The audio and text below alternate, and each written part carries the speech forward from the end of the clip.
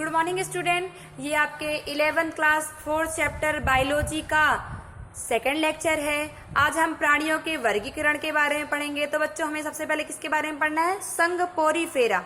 Porifera बच्चों नाम से स्पष्ट है। पोर यानी छिद्र युक्त, ऐसे जीव जिनका शरीर छिद्र युक्त होता है, इनको पोरीफेरा संघ में रखा गया। बच्चों ये आदि बहुकोशिक प्राणी हैं। आदि यानी सबसे पुराने बहुकोशिक प्राणी हैं। इस संघ के प्राणियों को सामान्यतः हम क्या बोलते हैं? स्पंज कहते हैं, जिनका शरीर संगठन कोशीय स्तर का होता है। स्पंजों में बच्चों जल परिवहन के लिए नाल तंत्र पाया जाता है। जल सूक्ष्म रंध्र द्वारा आस्ट्रिया द्वारा शरीर की केंद्रीय स्पंज गुहा में प्रवेश करता है और बड़ी रंध्र द्वारा या आस्कुलम द्वारा बाहर निकलता है। बच्चों यहाँ पे छोटे छोटे छिद्र होते हैं, उनके द्वारा जल क्या होता है? अंदर प्रवेश करता है। और बड़ी सी संरचना होती है जिसको हम क्या बोलते हैं? आस्कुलम। इसको क्या बोलते हैं? आस्कुलम। इनके द्वारा क्या होता है? जल बाहर की ओर निकलता है। यह रास्ता भोजन जमा, श्वसन तथा जल परिवहन तथा अपशिष्ट पदार्थों को निकालने में भी क्या करता है? मदद करता है। ठीक है ना। आस्कुलम जो आपका होता है, या भोजन जमा, श्वसन तथा अपशिष्ट पदार्थों को भी क्या करते हैं? निकालने में मदद करता है। जल परिवहन कोइनोसाइट्स तथा यहाँ पर कॉलर कोशिकाएं स्पंज गुहा तथा नाल तंत्र को क्या करती है? स्तरित करती है। जो आपकी कॉलर कोशिकाएं होती है, जो आपका नाल तंत्र होता है, उसको क्या करती है? चारों ओर स्तरित करने का क्या करती है? कार्य करती है। पाचन कोशिका में होता है, यानी अंतः कोशिकीय पाचन होता है। पाचन कहाँ पर होता है? कोशिका के अंदर होता है। स्पंज प्राणी में नर तथा मादा पृथक नहीं होते हैं, यानी बच्चों नर और मादा एक ही प्राणी में होते हैं, अर्थात ये क्या होते हैं? उभयलिंगी होते हैं।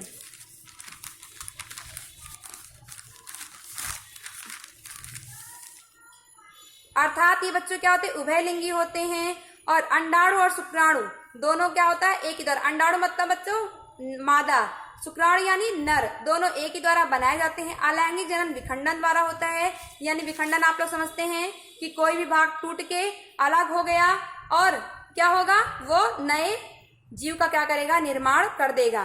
ठीक। इसका एग्जाम्पल साइकन, स्पंजिया और यू स्पंजिला और यू स्पंजिया। निषेचन बच्चों आंतरिक होता है, यानी निषेचन अंदर की तरफ होता है। और परिवर्धन अप्रत्यक्ष होता है, यानी लार्वा पहले बनता है और लार्वा के बाद नए जीव का क्या होता है? निर्माण होता है। चलिए संघ आपका नेक्स्ट संघ है आपका सिलेंट्रेटा या नाइडेरिया। बच्चों इस संघ के दो नाम हैं, एक आपका है सिलेंट्रेटा, दूसरा है आपका नाइडेरिया। सिलेंट्रेटा संघ बच्चों क्यों नाम पड़ा है? क्योंकि इनमें एक ऐसी गुहा पाई जाती है जो पाचन गुहा तथा देह गुहा दोनों का कार्य करती है। दोनों का कार्य करती है, इसीलिए इसको सिलेंट्रेटा वर्ग में रखा गया है। ठीक है। और इस गुहा को हम क्या बोलते हैं? सीलोम। सिलेंट्रेटा क्यों रखा गया बच्चों इसका नाम? क्योंकि इसमें एक गुहा ऐसी पाई जाती है जो पाचन गुहा तथा देह गुहा दोनों का कार्य करती है। इस गुहा को सीलोम कहते हैं। जिन प्राणियों में सीलोम पाई जाती है बच्चों, जिन प्राणियों में सीलोम पाई जाती है उसको सिलेंट्रेटा वर्ग में रखा जाता है। बच्चों नाइडेरिया इसका नाम क्यों रखा गया? क्योंकि इसमें क्या होता है? दंश कोशिका। बच्चों दंश कोशिका बताऊंगी। और नाइडोब्लास्ट से बना, इसकी जो दंश कोशिका होती है वह नाइडोब्लास्ट से बनी होती है और इसलिए इसको हम क्या बोलते हैं? नाइडेरिया कहते हैं। और बच्चों यह कोशिका कार्य क्या करती है? यह कोशिका स्पर्शकों तथा शरीर के अन्य स्थानों पर पाई जाती है। प्राणियों का ऐसा संघ जिनमें नाइडोब्लास्ट, बच्चों ये नाइडोब्लास्ट पाया जाता है, उसको नाइडेरिया वर्ग में रखा जाता है। बच्चों दंश कोशिका का काम क्या होता है? ये जो मान लो प्राणी है, ठीक, उसको क्या करती है? किसी भी स्थान से चिपकाए रखने में, उसकी रक्षा करने में और शिकार पकड़ने में क्या करती है? मदद करती है। ये इस संघ के जीव जो नाइडेरिया संघ के जीव हैं, यानी सिलेंट्रेटा संघ के जीव हैं, वो जलीय अधिकांशता, समुद्री स्थावर तथा मुक्त तैरने वाले कैसे सम्मिति प्राणी। बच्चों सम्मिति पता है ना आपको? सम्मिति क्या होती है? समिति मैंने बताया था, द्विपार्श्व समिति मैंने बताया था ना आपको। तो कैसे प्राणी है? सम्मिति प्राणी है। नाइडेरिया में ऊतक स्तर का संगठन होता है और ये द्विकोशिक होते हैं। बच्चों द्विकोशिक यानी इनमें ये बच्चों तो कैसे होते हैं? द्विकोशिक होते हैं। द्विकोशिक यानी इनमें अंतः स्तर और बाह्य स्तर पाया जाता है। इन प्राणियों में केंद्रीय जठर संवाहनी गुहा पाई जाती है जो अधोमुख पर स्थित होती है और मुख द्वारा क्या होती है, बाहर खुलती है।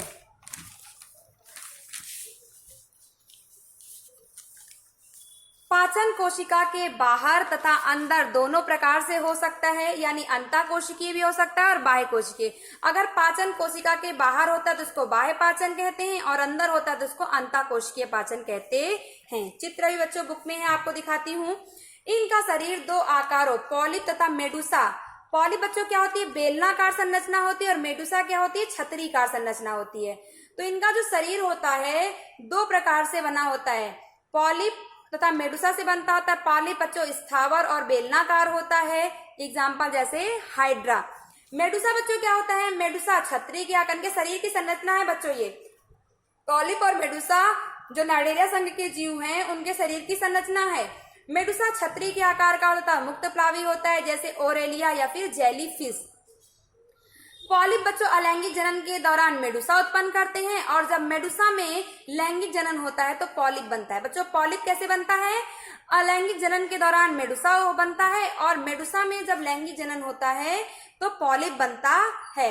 इसका एग्जाम्पल है फाइसेलिया, एडमीसिया, पेनिटियोला, गोरोनोरिया तथा मेंड्रिना। बच्चों इनमें क्या होता है, पीढ़ी एकांतरण पाया जाता है। इनमें क्या होता है, पीढ़ी एकांतरण पाया जाता है। पीढ़ी एकांतरण यानी एक बार जो है पॉलिप का निर्माण हो और दूसरी बार क्या हो, मेडुसा बने। तो पॉलिप मेडुसा आपने देखा कैसे बना, पॉलिप जब अलैंगिक जनन होता है तो मेडुसा बनता है और जब मेडुसा में लैंगिक जनन होता है तो क्या बनता है, पॉलिप बनता है। ठीक है ना। सिलेंट्रेटा संघ क्यों रखा गया इसका नाम, क्योंकि इसमें एक गुहा पाई जाती है जो देह गुहा और पाचन गुहा दोनों का कार्य करती है, इसलिए इसको सिलेंट्रेटा संघ में रखा गया। नाइडेरिया क्यों रखा गया, क्योंकि इसमें नाइडोब्लास्ट पाया जाता है, इसलिए इनको क्या, दंश कोशिका का काम क्या होता है बच्चों, शिकार पकड़ने का कार्य होता है। ठीक है, चलिए देखते हैं। ये आपका ऑसोकुलम है जिसके द्वारा, ये आपका पोरीफेरा संघ का बच्चों एग्जाम्पल है। ये साइकन है आपका, ये आपका साइफा है और ये आपका क्या है, ये आपका यू स्पंजिया है और ये आपका क्या, स्पंजिला। ये कौन से संघ के बच्चों, पोरीफेरा। पोरीफेरा मतलब पोरीफेरा यानी ऐसे जीव जिनका शरीर क्या हो, छिद्र युक्त हो, ये जलों में पाए जाते हैं। इनको हम सामान्यतः स्पंज कहते हैं। इनमें जो छोटे छोटे छिद्र होते हैं वो जल को अंदर लाने का कार्य करते हैं, तथा जो बड़े छिद्र होते हैं वो क्या करते हैं, वेस्ट वाटर को क्या करते हैं, बाहर निकालने का कार्य करते हैं। चलिए नेक्स्ट देखते हैं जो आपका सिलेंट्रेटा संघ था। सिलेंट्रेटा संघ में आपने देखा कि ये आपका क्या है, मेडुसा। मैंने बताया था ना, जो मेडुसा होता है वो आपका छतरी के आकार का होता है और पॉलिप आपका जो आपका होता है बेलना आकार का होता है। बच्चों पॉलिप कैसा होता है, बेलना के आकार का होता है। पॉलिप का काम क्या होता है, एक जगह से जीव को चिपकाए रखना। ठीक है ना। चलिए इसके बाद हम लोग नेक्स्ट चैप्टर, नेक्स्ट उसमें वीडियो में टीनोफोर संघ के बारे में पढ़ेंगे। बच्चों एक बार ये चार्ट देख लेते हैं। प्राणी जगत, संगठन का स्तर, समिति, प्रागुहा और आपका संघ। तो चलिए देखते हैं प्राणी जगत किसमें रखा गया, एनिमालिया। एनिमालिया यानी प्राणी जगत और कैसे होते हैं, बहुकोशिकीय। कोशिकीय स्तर के आधार पर पोरीफेरा संघ आपका, फिर ऊतक और अंगतंत्र आपका, एक आपका अंगतंत्र के आधार पर दो भागों में बांटा गया, एक आपका अरीय समिति, दूसरा आपका द्विपार्श्व समिति। अरीय समिति बच्चों आपको मैंने बताया था किसी भी भाग से काट दो बराबर रहेंगे, द्विपार्श्व समिति में केवल लंब अक्ष से काटने पर ही क्या होंगे, बराबर होंगे।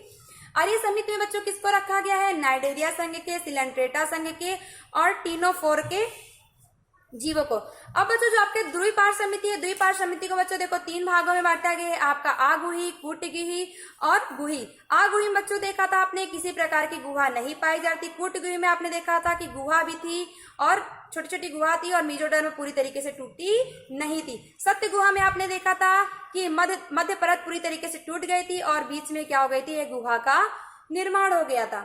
ठीक, अब आपका देखिए जो आपके आगुहे प्राणी वो कौन कौन से हैं, प्लेटेहेल्मिन्थीज के संघ में रखे गए हैं। जो आपके कूटगुही हैं वो आपके एस्केहेल्मिन्थीज में रखे गए हैं और जो आपके सत्यगुही जिनमें गुहा पाई जाती है उसके अंतर्गत कौन कौन से आते हैं, Annelida, arthropoda, Mollusca, echinodermata, Hemichordata और कॉर्डेटा संघ के प्राणी आते हैं। बच्चों देखिए एकाइनोडर्मे पे आपके स्टार लगा है, यानी स्टार का मतलब क्या है कि इनके जीवन चक्र के आधार पर ये अरीय तथा द्विपार्श्व समिति दोनों हो सकते हैं। ठीक है ना।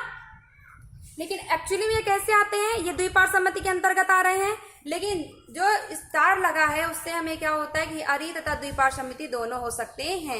थैंक यू बच्चों, इसके अगले वाले वीडियो में हम टीनोफोर के बारे में पढ़ेंगे।